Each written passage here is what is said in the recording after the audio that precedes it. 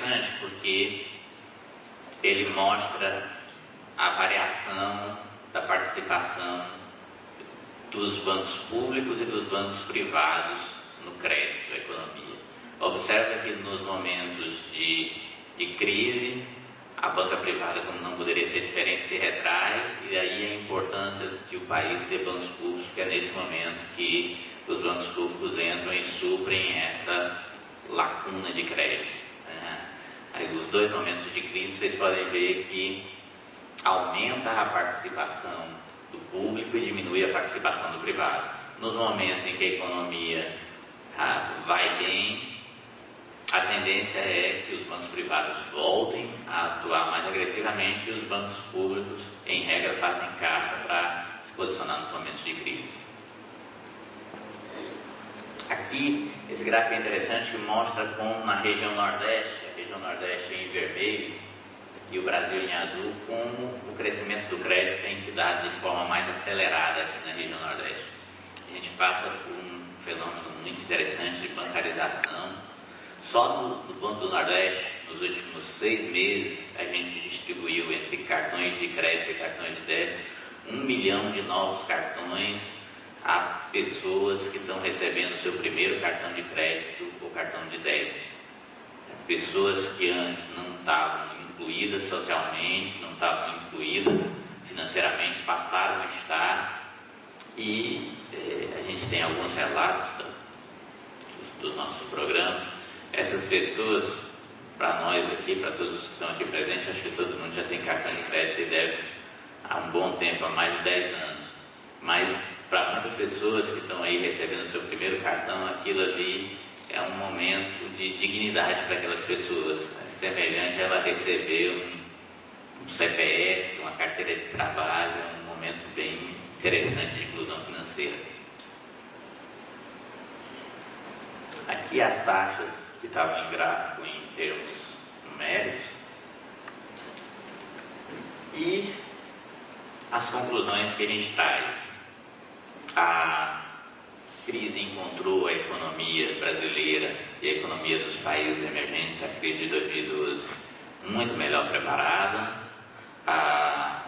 O país, o governo central vem tomando uma série de medidas para manter a economia aquecida e em crescimento, e as expectativas de crescimento, elas ainda são positivas quando a gente compara a realidade dos países europeus e americanos.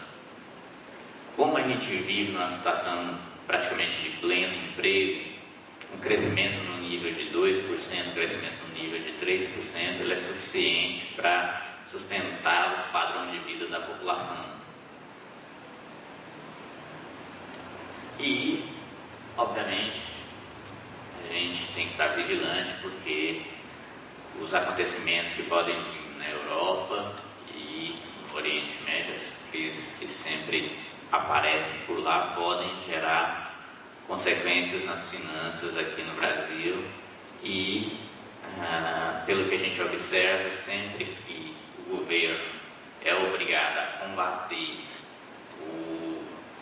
a estagnação da economia com incentivos fiscais, a primeira mola que se puxa é, em regra, a mola do IPI, e isso gera um impacto direto nas finanças dos municípios e dos estados. Então, esse ano de 2012 já foram adotadas algumas medidas, talvez venham novas medidas, tem grupos de trabalho lá no Ministério da Fazenda estudando isso. É um momento em que os administradores municipais, principalmente, que são mais dependentes do Fundo de Participação dos municípios, têm que ter uma grande consciência de que muitos deles estão aí no último ano de gestão, muitos vão tentar a reeleição, outros não. É de se ter a consciência de que a lei de responsabilidade fiscal exige que no final do ano ele entregue a administração zerada, né, sem déficit, porque isso pode inclusive impedir futuras candidaturas aí com a lei do ficha limpa. Então, pessoal, em suma, era isso que a gente tinha para mostrar. Agradeço muito muito a paciência de vocês. Para os advogados presentes, eu também, além de economista, sou advogado. Eu sei que esse tema aqui não é um dos mais prazerosos. Peço desculpas se a gente se delongou muito nisso. E para quem é administrador e economista também, se a gente tiver sido muito superficial, a gente pede desculpa, porque, pelo que tinham informado, o público era balanceado, advogados e administradores. A gente tentou fazer uma mescla das duas coisas. Obrigado.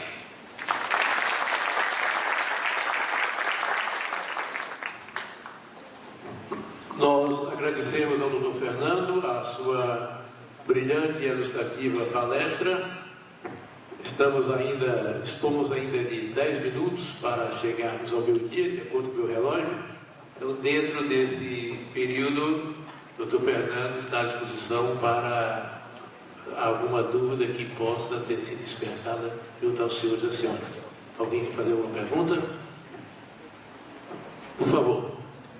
Por gentileza, leve lá o microfone. Eu pediria que fosse bem objetiva a pergunta.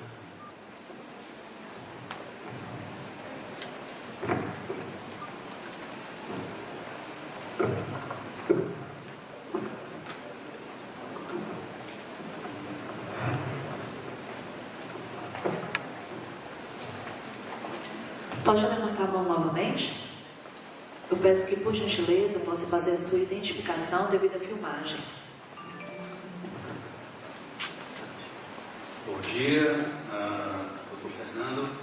Eu sou Alexandre Saboia, sou diretor da Inspetoria de Meio Ambiente do Tribunal de Contas do Estado. A minha pergunta é a seguinte: o senhor falou no início da sua apresentação que o governo monitora a fuga de capital estrangeiro, né, diante desse quadro da crise econômica. Eu gostaria de saber como será a resposta do sistema financeiro nacional caso a crise dos países europeus venha a se agravar, levando à fuga desse capital. Doutor Alexandre, a resposta que o sistema financeiro privado pode dar não há que ser outra que não contraria a oferta de crédito. O setor privado, num momento como esse, de fuga de capital, de fuga de depósito, ele não pode de forma nenhuma expandir a base de crédito, porque senão ele pode ter um descasamento de ativo e passivo e no dia seguinte quebrar. Os bancos privados, justamente porque nesse momento há também uma fuga de depósitos dos bancos privados para os bancos públicos e também porque a gente tem uma posição de caixa bem mais forte, uma liquidez maior, o movimento dos bancos públicos, a orientação que a gente tem é de trabalhar para suprir essa lacuna. Então, é assim que eu imagino que o sistema público e privado deve responder a uma fuga de capitais em massa. Eu agradeço ao Dr. Fernando a atenção, cumprimentando pelo convite e aceitou a honra que nos deu com a sua presença. Passo a palavra para ter algumas considerações para que possamos dar encerrada essa sessão.